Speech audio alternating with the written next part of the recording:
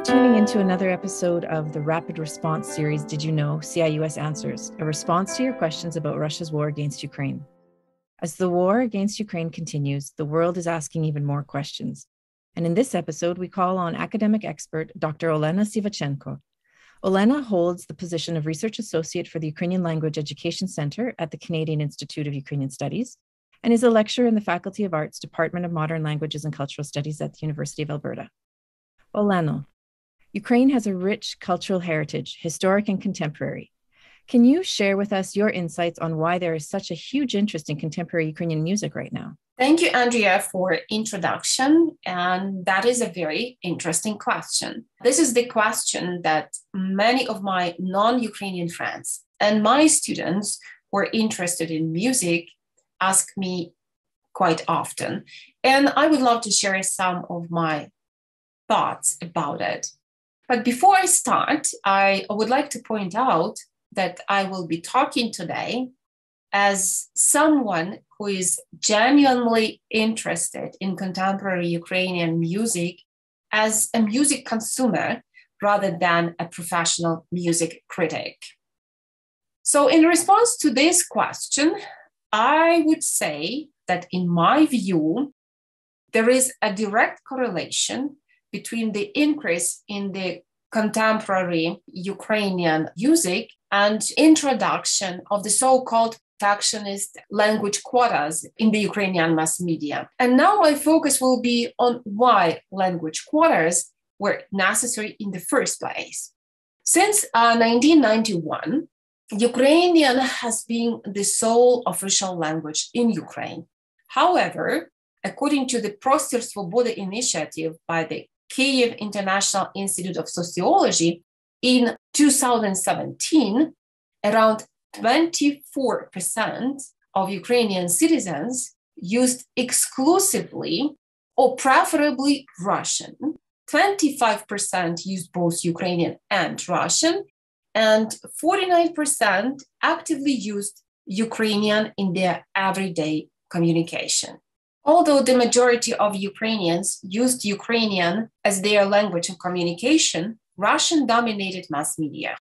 According to the project Status of Ukrainian, in Ukrainian Становище української мови, daily radio playlists in 2016 on the average constituted only 10% of Ukrainian language music, as it is shown in this chart.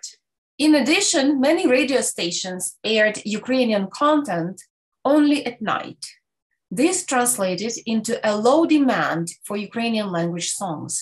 As a result, many Ukrainian musicians were in the shadows. To earn their living, they had to perform in streets, restaurants, and bars.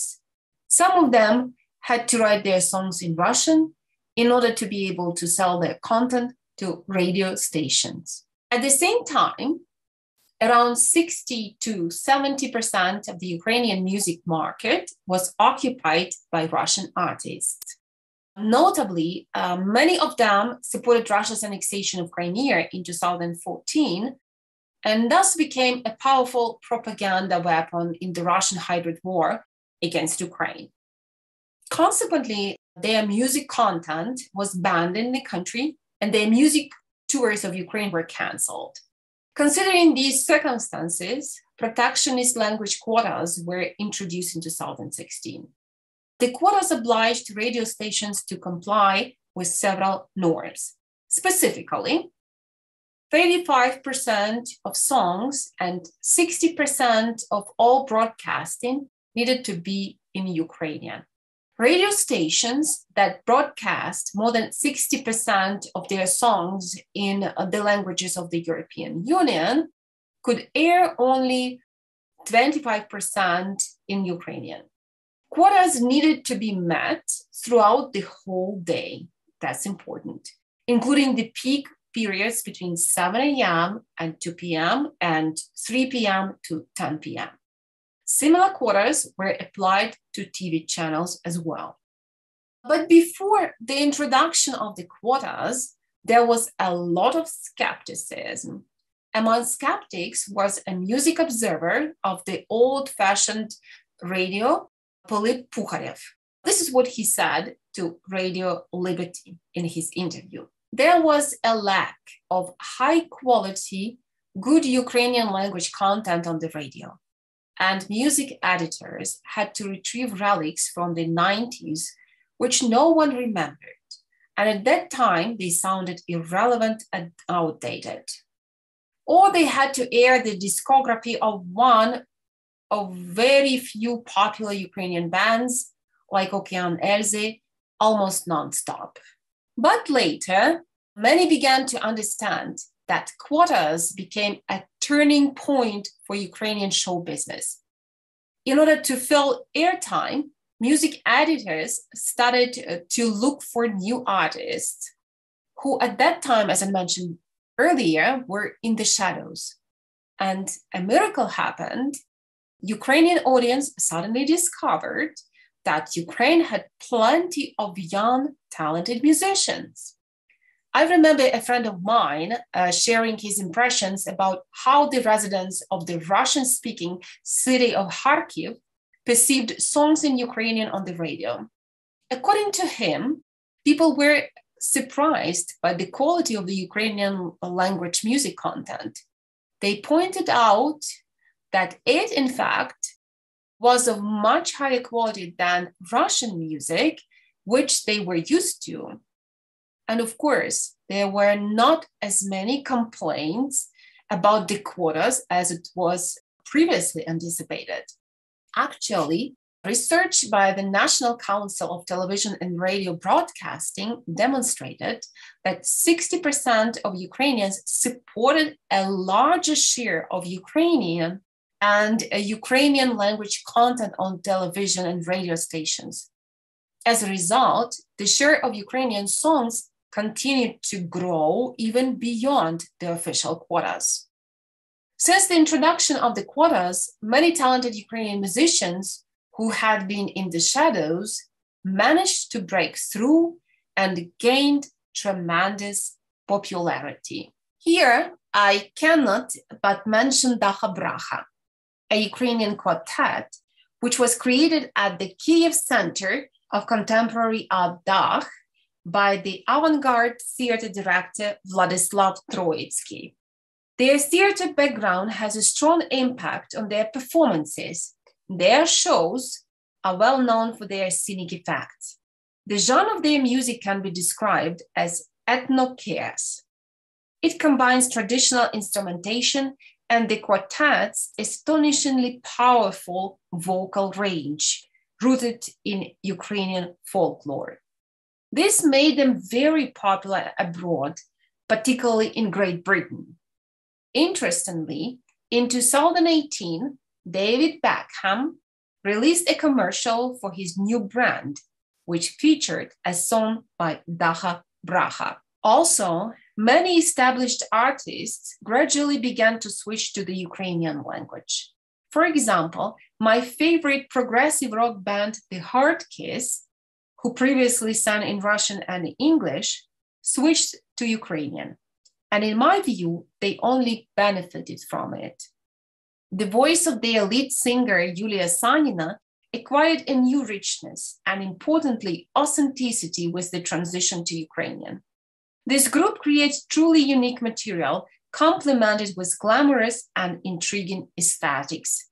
I highly recommend watching their video clips. Many popular contemporary artists come from the talent shows like the X Factor and The Voice. An electro-folk band, Kaska, is one of the bands that managed to become incredibly successful after taking part in the local X Factor. Their song Plakala was the first Ukrainian language song that attracted more than 50 million views on YouTube.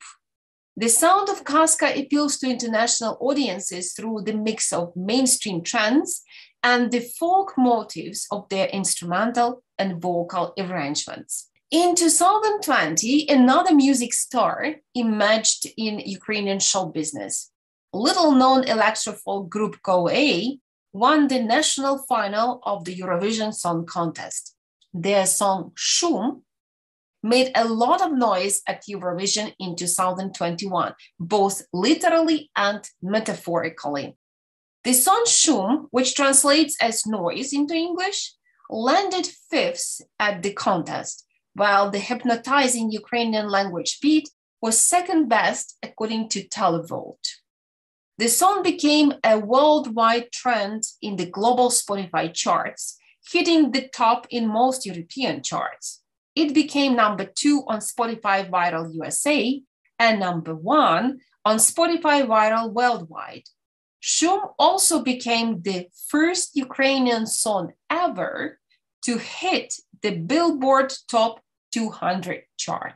These examples clearly demonstrate that the feared assumption that the transition to Ukrainian language will prevent Ukrainian musicians from exporting their work abroad is completely obsolete.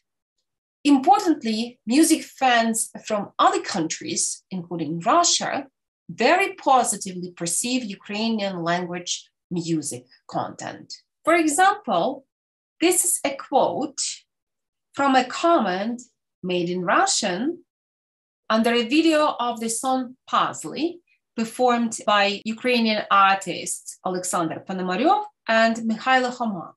It says, well, now it is as clear as a day why Ukrainians are so paranoid about their language and music, and why they introduce all these quotas trying to protect themselves from mass-produced garbage of their neighbors. Why do they need this Russian garbage if they have their own absolutely majestic language and music? I absolutely agree with them that this gift should be nurtured and preserved. With these words, I would like to conclude my presentation. And under this video, you will find links to the clips by my favorite Ukrainian artists. I hope that you will enjoy watching them. Thank you for your attention. Thank you, Olena. We'll be back with more questions and answers about Ukraine.